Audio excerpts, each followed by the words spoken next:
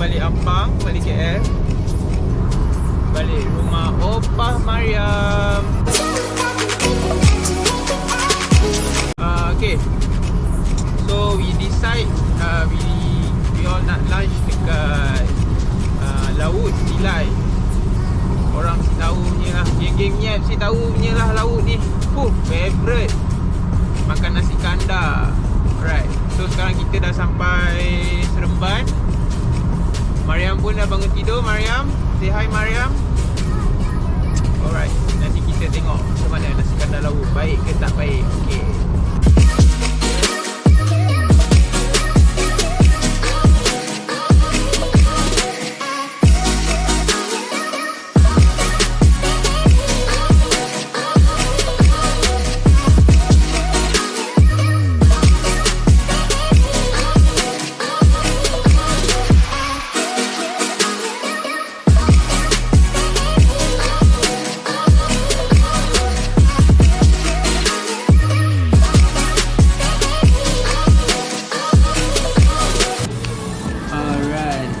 Okay, kita dah sampai dekat Lawood. Dekat Lawood Nilai. Tempat ni memang top student-student MIAT. Memang diorang akan mesti lepas sini punya. Even dah kerja pun still lunch kat sini. So kita tunggu makanan. Sekarang kita dah order, dah sampai lah. Right.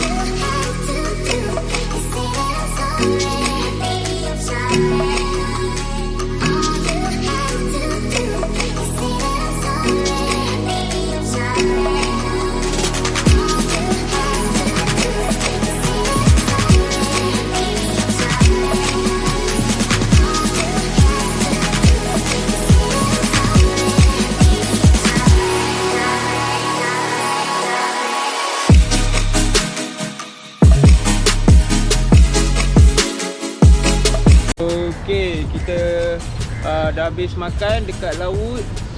Memang terbaik babe. Memang terbaik, maintain. So siapa boleh buat ride, pergi sini kalau nak makan. Pergi ride, so makan dekat nasi kandar Lawood. Okay, kita dah settle makan, kita balik Ampang. Tapi memang terbaik babe. Tangan bau lagi babe. Dia punya bau kuah nasi kandar terbaik.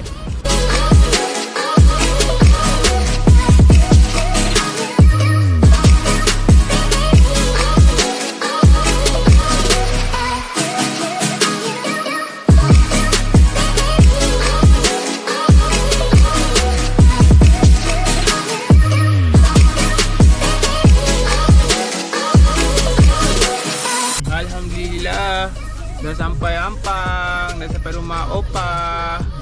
Alright, sekarang dah pukul 1 tengah hari. Okay, see you for the next video. Esok the wedding again. Okay, kat Ceras.